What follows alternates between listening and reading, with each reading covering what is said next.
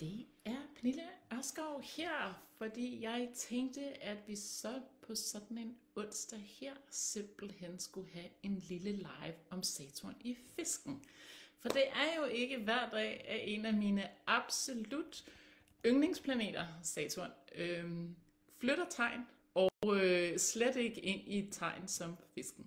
Så det synes jeg, vi skulle tale lidt om. Jeg har også i linket her under videoen lagt ind denne her 2023 webinar, som jeg har holdt, hvor jeg har fortalt meget mere om Saturn i fisken. Så det her bliver bare sådan en lille taster på, hvad det er. Jeg ser, at der kunne ske ind i det næste sådan 2,5 år, hvor det er indtil den 25. maj. 2025, at Saturn står her, og hvad det er, vi sådan kigger ind i. Fordi der er sådan, at Saturn er ligesom fundamentet. Jeg synes, gennem de sidste mange år er det gået op for mig, at Saturn på mange måder bliver fundamentet i kollektivet. Det bliver autoriteten i kollektivet.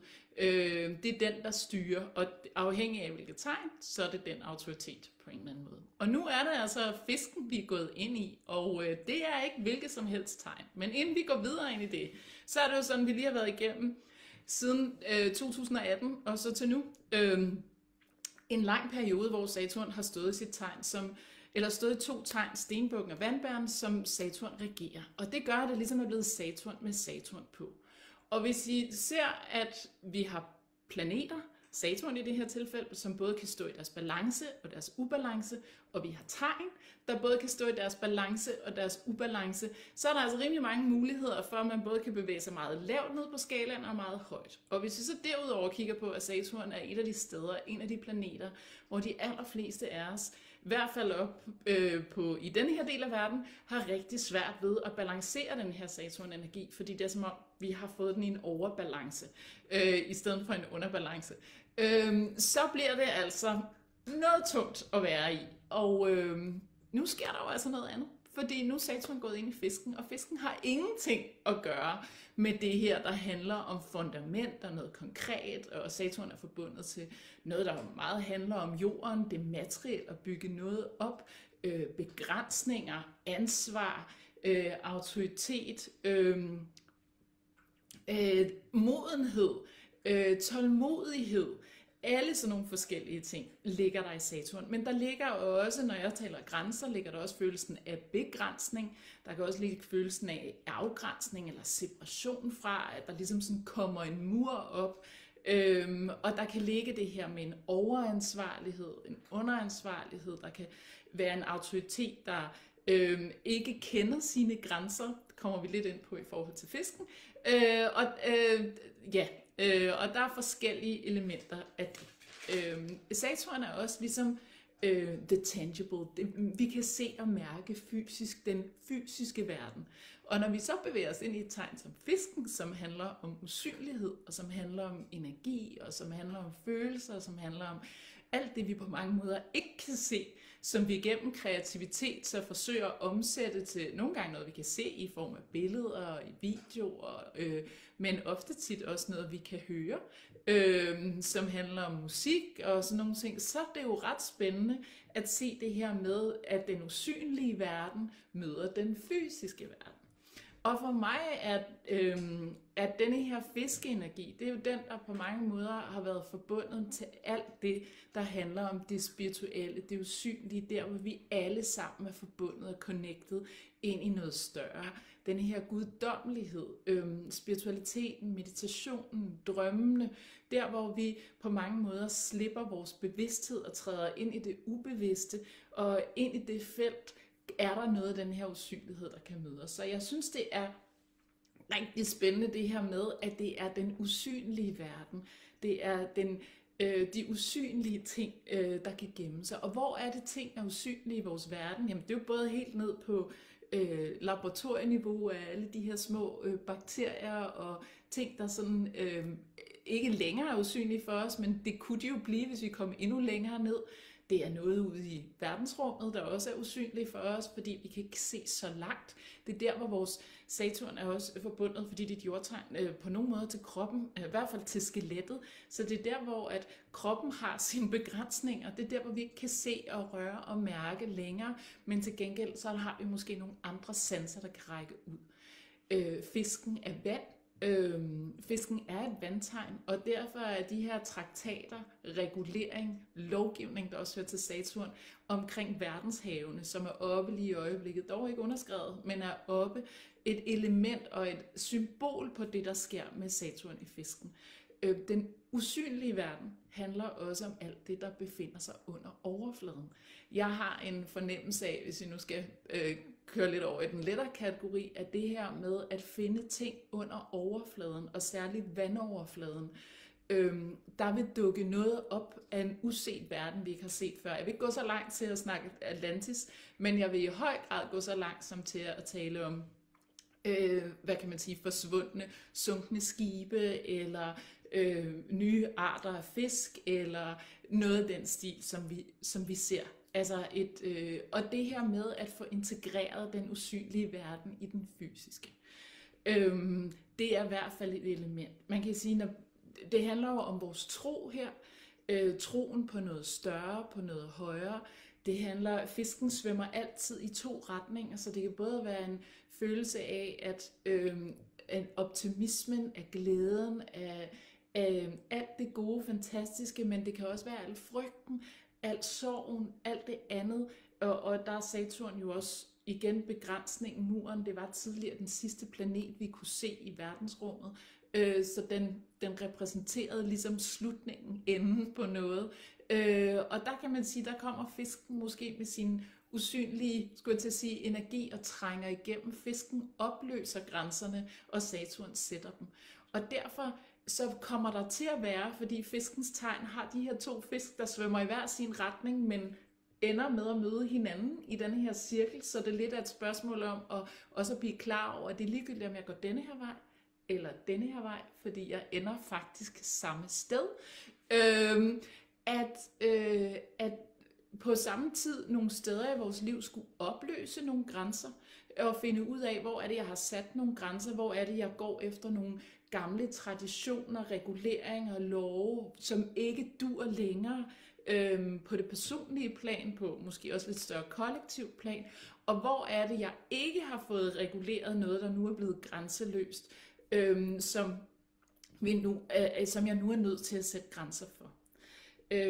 Der er nogen, der taler rigtig meget om, at det her kan blive en periode med depression, med folk, som isolerer sig meget. Isolation er forbundet med det her fiskens energi og det her 12. hus, vi befinder os i. Fængsler. Der er sjovt nok rigtig mange internationale nyheder om nye fængsler, der bliver bygget på nuværende tidspunkt. Jeg tror ikke nødvendigvis, det er en god ting, men det her med folk, der har været isoleret på institutioner, og noget af det, som handler om ansvaret i den forbindelse, dukker op. Og hvem der tager ansvar for, hvad der er sket, de her skjulte steder, som har været ude for vores øje. Det kan også være et element af det. Og hvordan er det egentlig, at vi forholder os til ting i vores samfund, som handler om skyld, og som handler om at tage skylden for noget, frem for at tage ansvaret for noget. Der er en helt anden form for energi i det.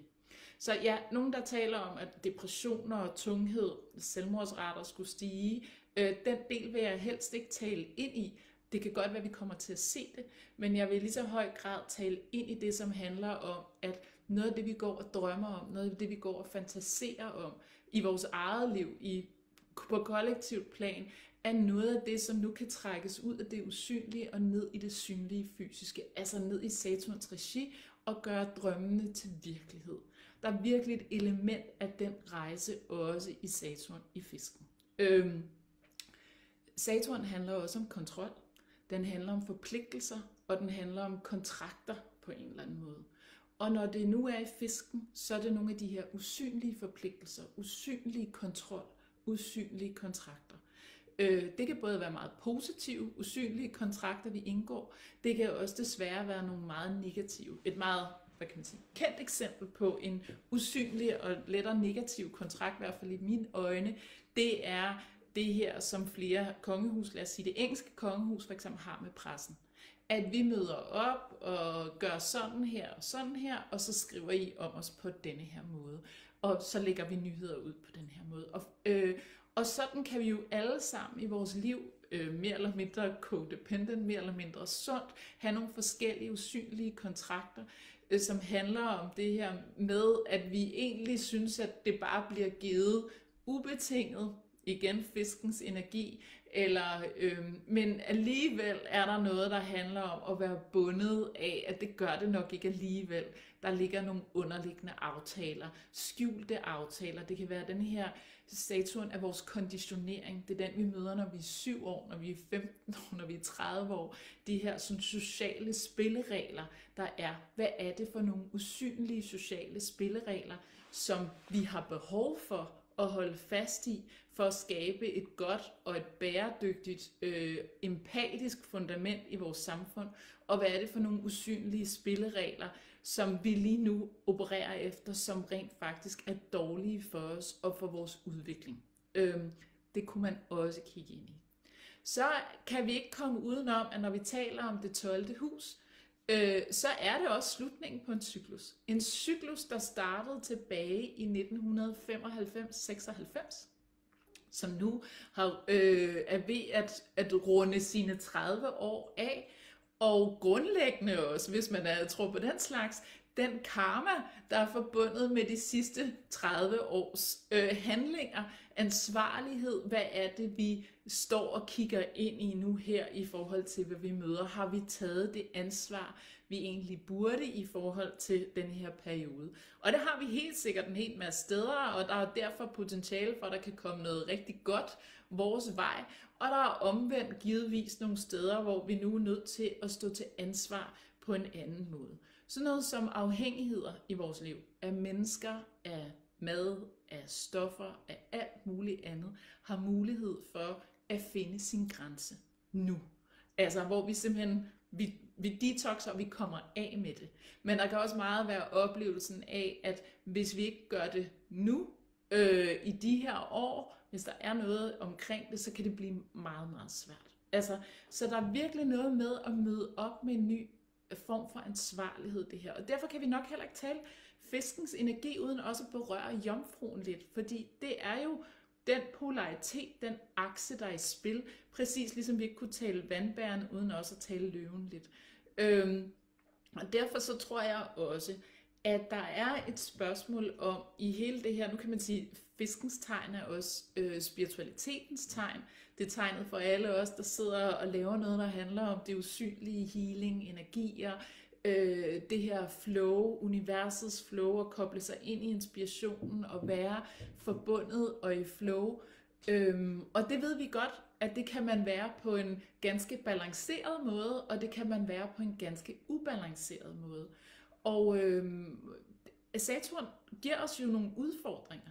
Den præsenterer denne her idé om, at for at modne os, er vi altså nødt til at opleve nogle gange noget modgang, nogle afvisninger, noget, hvad kan man sige, noget udfordring i de her områder. Og derfor kan jeg ikke afvise, at det kan godt blive en hård læringskurve og modningskurve for dem, som ligesom er trådt ind og ikke har fået integreret denne her polaritet mellem fisk og jomfru, der handler om at vide, hvornår er det, jeg skal handle, og hvornår er det, jeg skal overgive mig. Hvornår er det, jeg skal tage initiativet, og hvornår er det, jeg skal lade tingene flyde. Den form for energi. Hvornår er det, jeg skal se, at jeg har poweren, at tingene er i mine hænder, at jeg har skaberkraften. Jeg skal lige redde noget fra katten. Og hvornår er det, at jeg er nødt til at tænke, at det her det er overgivet til nogen, der er større end mig, og jeg er nødt til bare at flyde med på en eller anden måde. Ikke? Hvornår er det, at jeg skal vise denne her overbærenhed, medfølelse, empati, ikke at alle folk ikke fortjener det, men der er stadig en skelne evne, vi er nødt til at have i vores liv. Hvad er kompatibelt med os, hvad er ikke? Og hvis vi begynder at vise de situationer, eller med mennesker, som ikke er kompatible med os, så kan det blive en lang enabling af en rigtig dårlig adfærd. Så der er også en mulighed for at skjulte toksiske ting, som har ligget der, som ikke har været gode for os, nu bobler op til overfladen, for os ligesom at få afsluttet og mestret. Så det er altså enden på en Saturn-cyklus, men det er også enden på en cyklus, som på mange måder har handlet om fisken. Fordi vi har haft en Uranus i fisken fra 2003 til 2011. Så har vi haft en Kiron i fisken fra 2011 til 2019.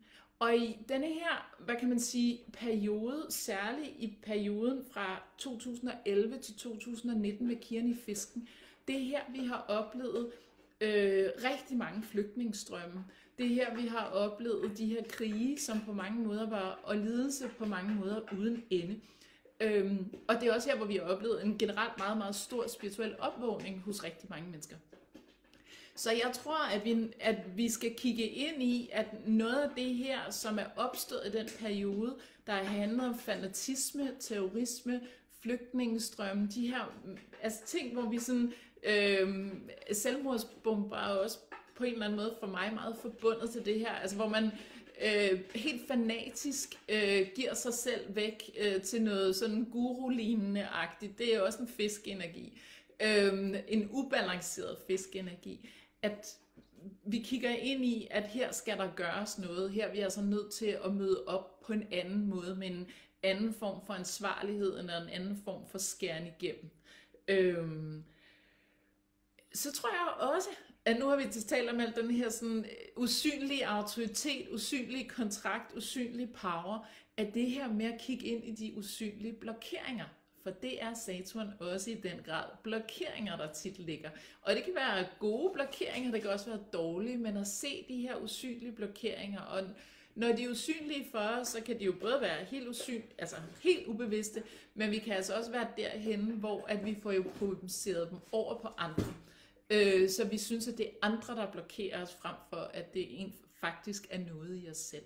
Så og med en Pluto i katten, driller rigtig meget i forhold til lyset lige nu, og med en Pluto i vandbæren samtidig, som kommer til at gå dybt igennem vandbæren, hvor Saturn lige har gået, som handler om at få, hvad kan man sige, alt det her guld, der ligger begravet op til overfladen, alt det, som vi har gået og gemt væk, alt det skjulte skal op, men som også handler om at blive mere bevidste, så spiller de to ting egentlig rigtig, rigtig fint sammen her de første år. Jeg er godt klar over, at Saturn kommer til at stå, eller Pluto kommer til at stå her en længere periode i vandbæren, end Saturn gør i fisken, men i hvert fald i den her periode er der mulighed for at få transformeret vores bevidsthed omkring nogle ting, fordi de her usynlige blokeringer på en eller anden måde har mulighed for at blive lidt mere synlige for os.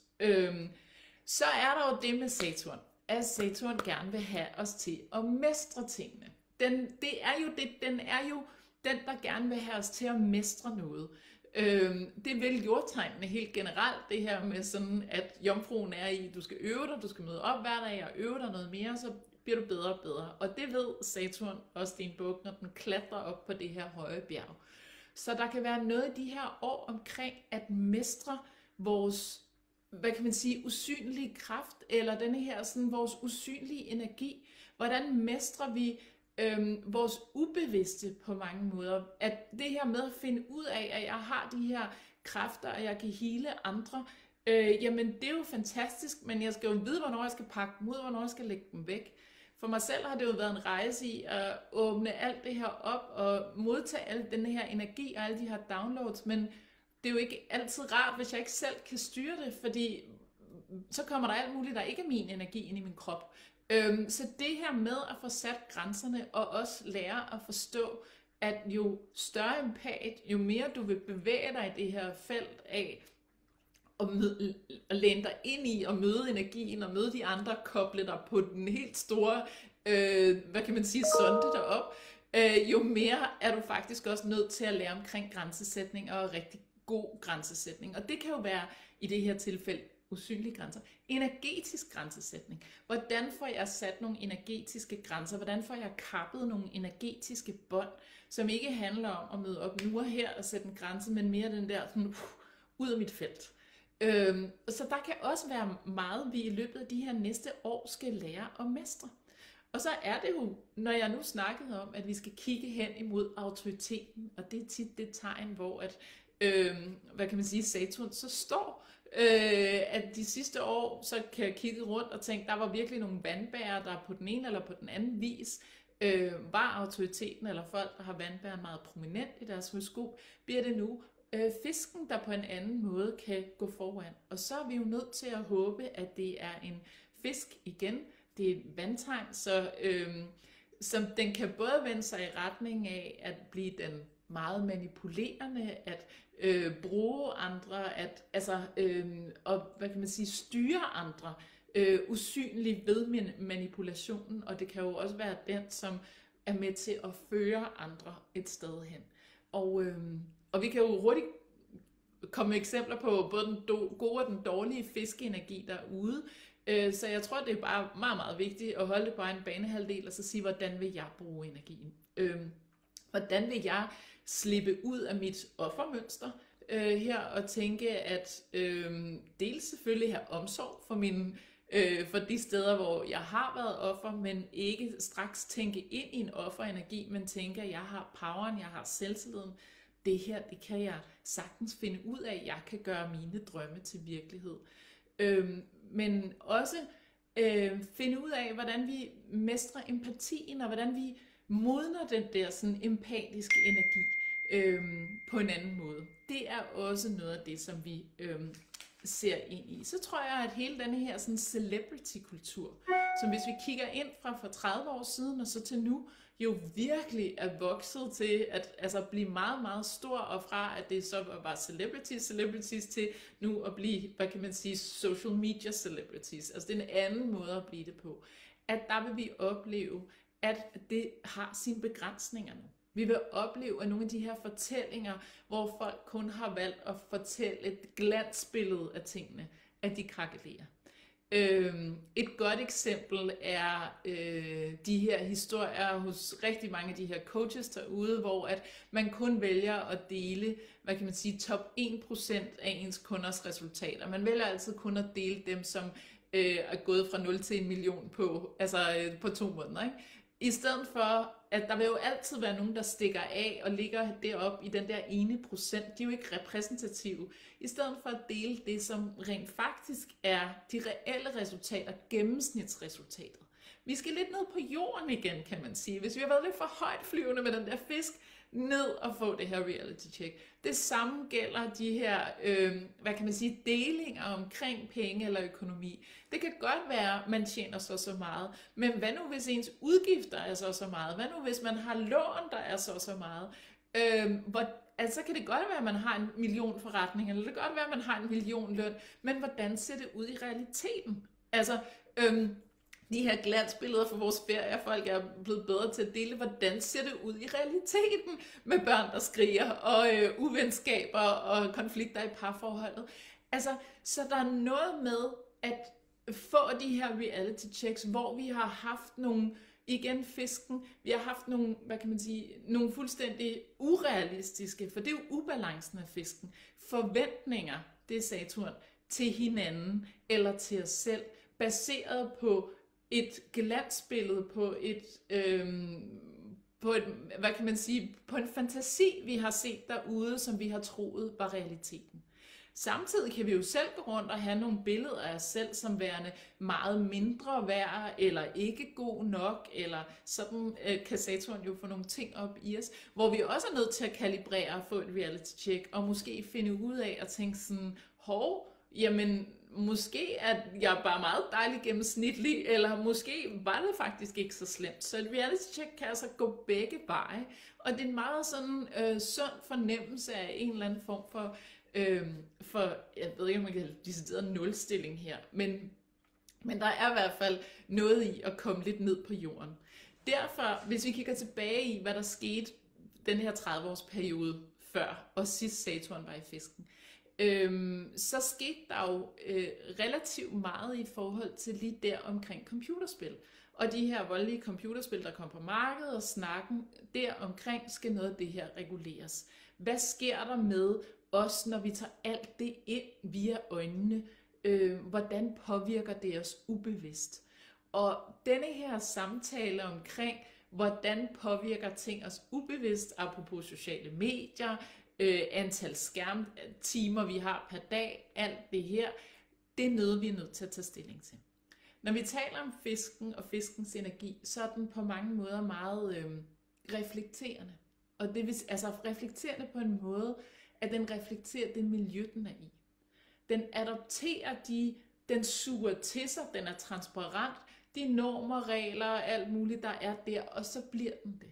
Så det vil sige, at selvfølgelig kan vi snakke om dem, der har rent hjerte og en integritet, men på mange måder er fiskens energi et produkt af det miljø, den bliver placeret i.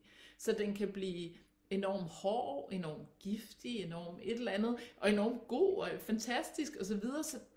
Og det er et signal til os selv, til at finde ud af, jamen altså, hvad er, når der er noget, som ikke spiller her i mit liv, i stedet for at vende det indad, jeg er ikke god nok, jeg kan ikke finde ud af, jeg kan ikke sige det her, hvad er det i mit miljø, der gør, at jeg ikke trives? Måske, altså, kommer vi til at se flere, som apropos miljø, simpelthen flytter.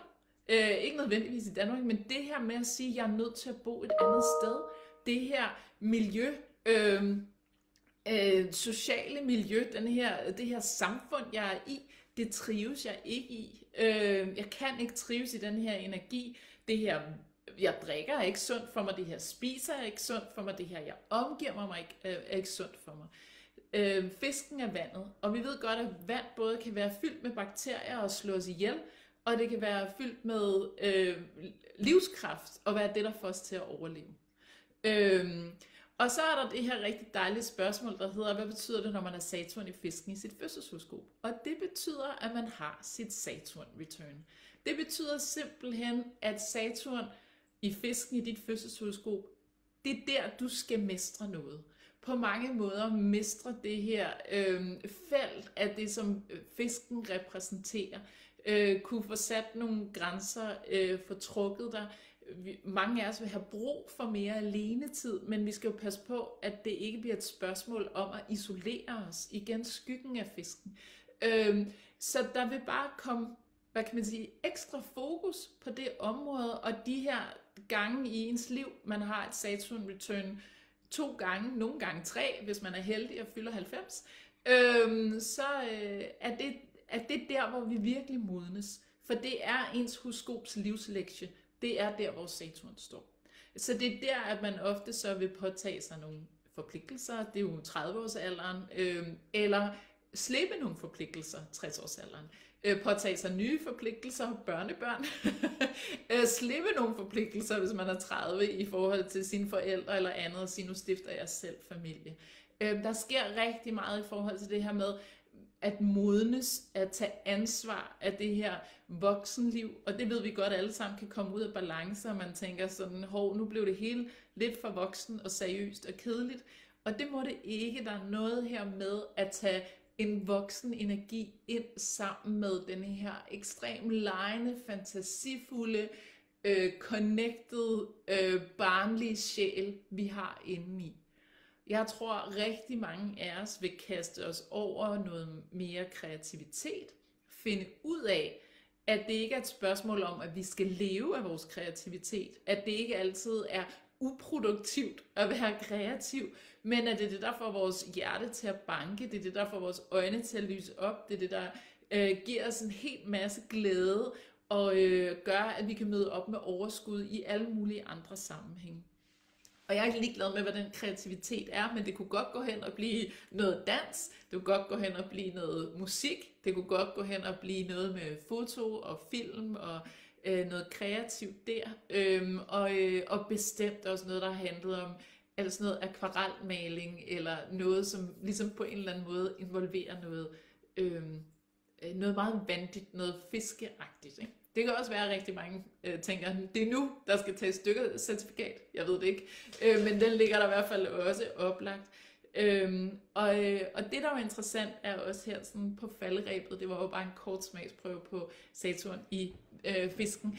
Det er, at Neptun jo står i fisken samtidig. Så vi har altså en stor, stærk energi af. De her år har vi haft Saturn og Uranus, der ligesom har handlet om, jamen vi vil traditionerne, men vi vil jo også det nye, og hvordan balancerer vi alt det, at de har stået og bokset mod hinanden. Her vil tegnene altså stå i de tegn, hvad kan man sige, ikke det, Saturn repræsenterer jo ikke fisken, men altså i det samme tegn. Og det vil sige, at på samme tid, som der er nogen, der sætter grænserne og sætter reglerne, så vil der næsten være en tendens til, at det også kan blive lidt opløst.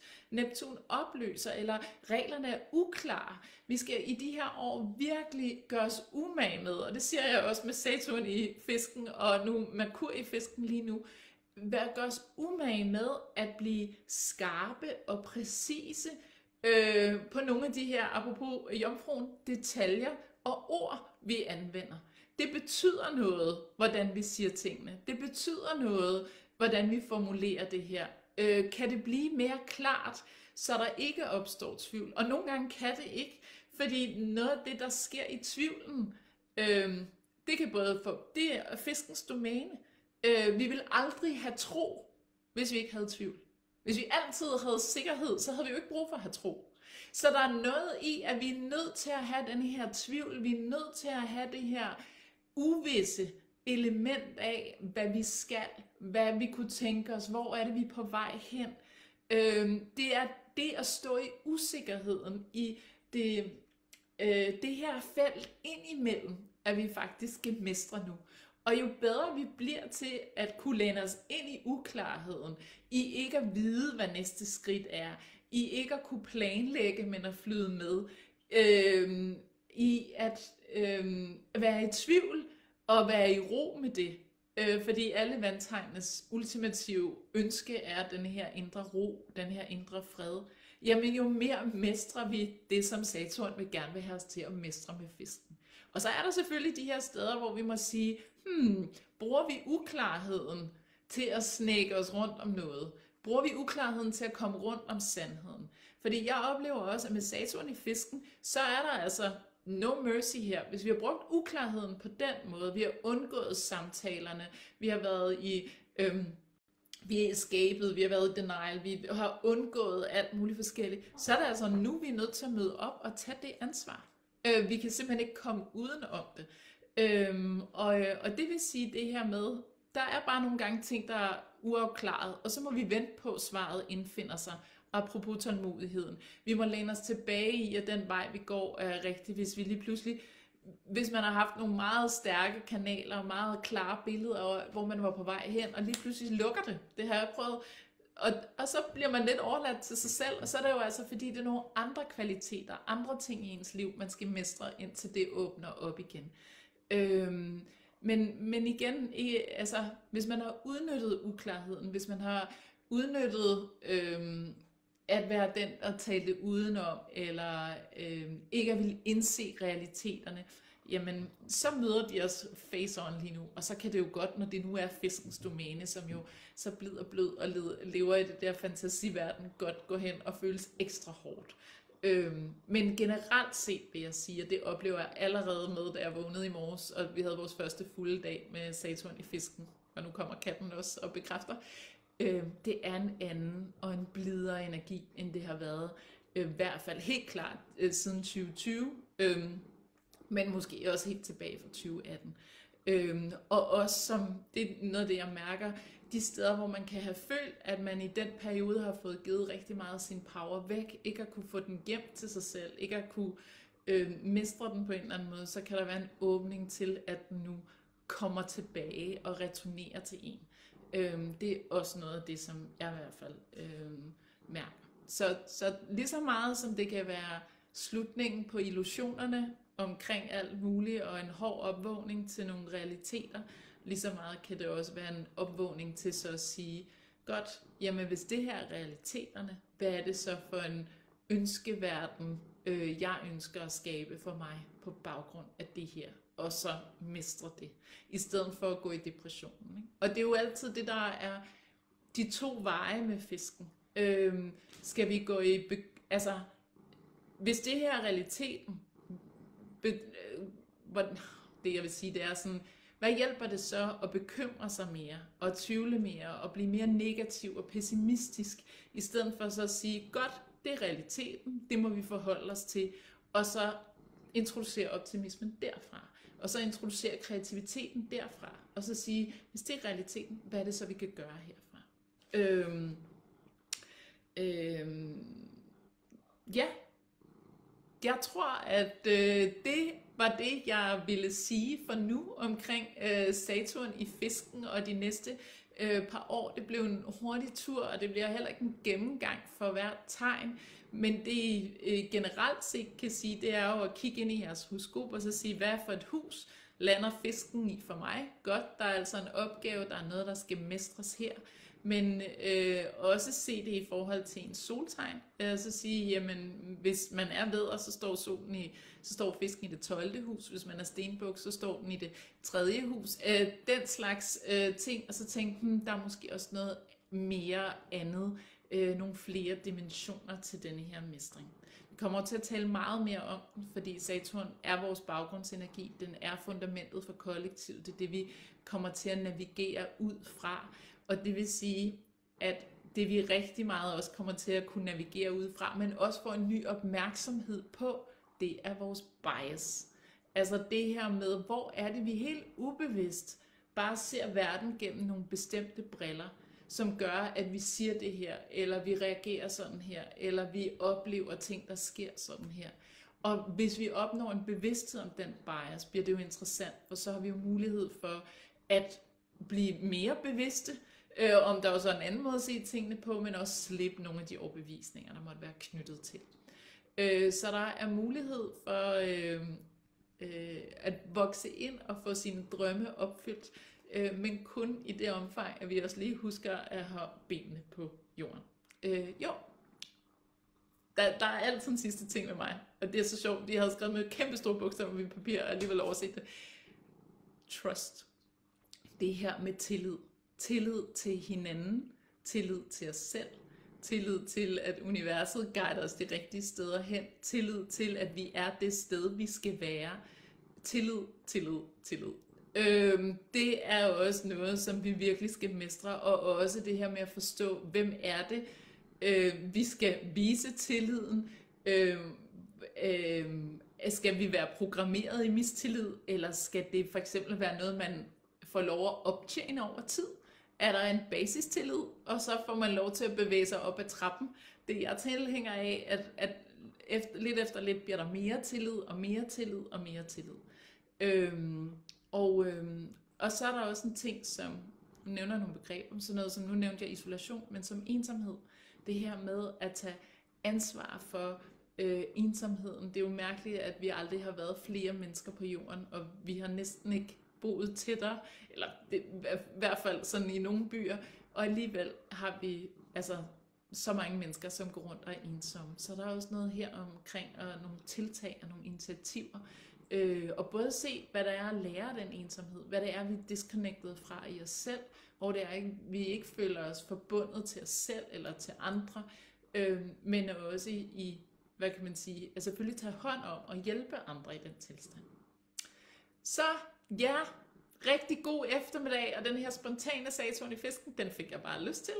Og så ses vi her på bloggen, og i det hele taget, I må have det rigtig godt. Hej!